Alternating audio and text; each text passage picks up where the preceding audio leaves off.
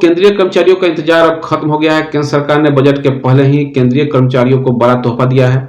सरकार की ओर से 8वें वेतन आयोग के गठन को हरी झंडी दिखा दी गई है। ऐसे समय में यह हुआ है जब कर्मचारियों और पेंशनर्स का महंगाई भत्ता बढ़कर 53% तक पहुंच चुका है।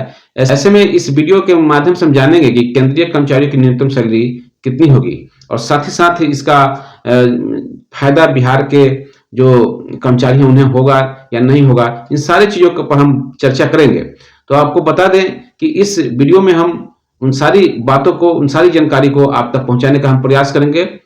माननीय प्रधानमंत्री जी ने केंद्र सरकार के सभी कर्मचारियों के लिए 8th सेंट्रल पे कमीशन को मंजूरी दे दी।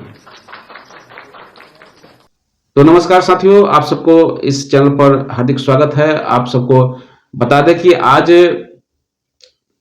केंद्रीय कर्मचारियों के लिए केंद्र सरकार ने एक बड़ा तोहफा देने का काम किया है। हालांकि वह तोहफा अभी मिलने वाला नहीं है, 2026 में इसकी रिपोर्ट सौंपी जाएगी और यह रिपोर्ट जब आएगा उसके बाद केंद्रीय कर्मचारियों के वेतन में एक अच्छी खासी रकम उनके वेतन में वृद्धि होगी। साथ ही साथ जो अन्य राज्यों के जो कर्मचारी हैं उन्हें भी इसका लाभ मिलेगा, क्योंकि यह अमूमन ऐसा ही होता चला आया है कि केंद्रीय कर्मचारियों को जैसे ही लाभ मिलता है उसके 6 महीने बाद जो राज्य के कर्मी होते हैं उन्हें भी इसका फायदा मिलना शुरू हो जाता है। तो ऐसे परिस्थिति में हम बिहार की अगर बात करें तो बिहार के शिक्षकों की बात करें, बिहार के नियोजित शिक्षकों की बात करें तो उन्हें भी इस वेतन आयोग के गठन से उन्हें भी बहुत बड़ा फायदा मिलेगा। और आइए हम जानते हैं कि इसमें क्या कुछ हो सकता है। मैं साथियों इसके बाद में आता हूं, जो कैबिनेट में नहीं था फैसला, लेकिन आपकी जानकारी के लिए रखना चाहता हूं। माननीय प्रधानमंत्री जी ने केंद्र सरकार के सभी कर्मचारियों के लिए 8th सेंट्रल पे कमीशन को मंजूरी दे दी।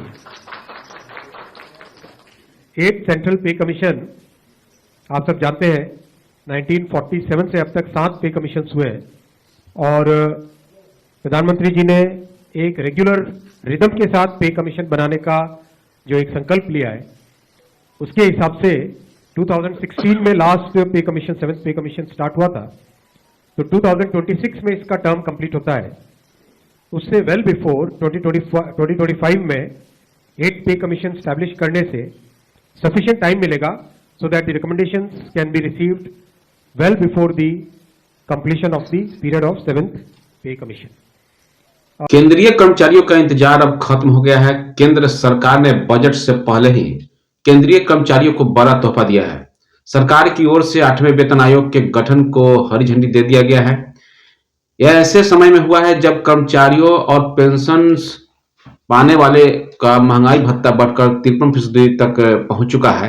ऐसे में इस वीडियो के माध्यम से हम जानेंगे कि अब केंद्रीय कर्मचारियों की न्यूनतम सैलरी कितनी होगी।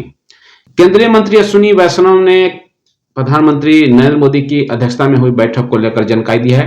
उन्होंने कहा कि बैठक में 8वें वेतन आयोग के गठन को लेकर फैसला लिया गया है।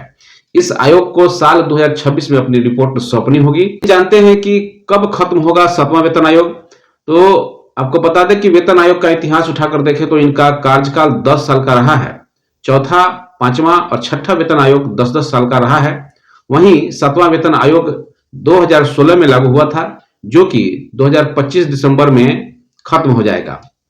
ऐसे में 8वें वेतन आयोग में आपकी जो राशि बढ़ने वाली है, जो न्यूनतम राशि होगी वह कितनी होगी, यह जानने की उत्सुकता हम सब में होगी। तो रिपोर्ट्स पर गौर करें तो 8वें वेतन आयोग में फिटमेंट फैक्टर 2.57 से बढ़कर 2.86 तक तय किया जा सकता है। यदि ऐसा होता है तो केंद्रीय कर्मचारियों की न्यूनतम सैलरी 18,000 रुपए से बढ़कर 51,480 रुपए हो जाएगी। वहीं पेंशन की बात करें तो वर्तमान में न्यूनतम पेंशन 9,000 रुपए है, जो कि बढ़कर के 25,740 रुपए तक हो सकती है। तो ये एक अच्छी खबर है और देखते हैं कि कब इसमें फैसला लिया जाता है। जानते हैं कि 7वें वेतन आयोग में क्या हुआ था फायदा। तो आप सबको बता दें कि 7वां वेतन आयोग साल 2016 में लागू हुआ था। इस वर्ष फिटमेंट फैक्टर 1.86 से बढ़ाकर 2.57 किया गया था। इससे मूल वेतन में 2.57 से के बराबर वृद्धि हुई थी। वहीं जिस समय फिटमेंट फैक्टर 1.86 था, उस समय मूल वेतन में 1.86 में से गुना हुई थी। इससे यह बात तो साफ हो गई है कि साल 2026 में सरकारी कर्मचारियों की सैलरी में तगड़ा इजाफा होने वाला है। वैसे तो वेतन आयोग का गठन अभी नहीं किया गया है और न ही इसे लेकर सरकार में कोई तस्वीर साफ की गई है, लेकिन इतना तय है कि जल्द ही आयोग के सदस्यों की नियुक्ति हो जाएगी और फिर आयोग अपनी रिसर्च के हिसाब से सैलरी और पेंशन बढ़ाने पर सरकार को सुझाव और रिपोर्ट सौंप देगा।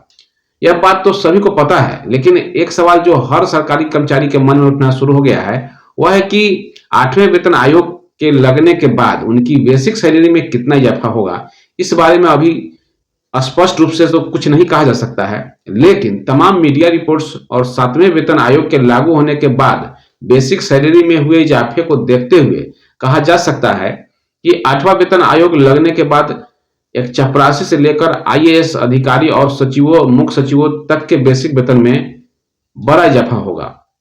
लेवल 10 से 12 तक में क्या फायदा होगा, जो कि हम बता दें कि बिहार में जो नियोजित शिक्षक हैं उनका यही लेवल है। तो लेवल 10 से 12 तक के कर्मचारियों का ग्रेड 5400 है और उससे लेकर के 7600 रुपए होता है। 8वां वेतन आयोग लगने के बाद लेवल 10 वाले कर्मचारी की बेसिक सैलरी 56,100 रुपए से बढ़कर 67,320 रुपए हो जाएगी, जबकि लेवल 11 वाले कर्मचारियों की बेसिक सैलरी 67,700 रुपए से बढ़कर 81,240 रुपए पहुंच जाएगी। लेवल 12 को भी फायदा होगा और मौजूदा बेसिक वेतन 78,800 रुपए से बढ़कर 94,560 रुपए हो जाएगा। हम उम्मीद करते हैं कि यह वीडियो आपको पसंद आया होगा। इसी तरह के और वीडियो पाने के लिए हमारे चैनल को सब्सक्राइब करें और वीडियो अच्छा लगे तो वीडियो को लाइक कीजिए, शेयर कीजिए और अपना कमेंट के माध्यम से फीडबैक देना न भूलें। धन्यवाद। जय हिंद, जय भारत, जय शिक्षक।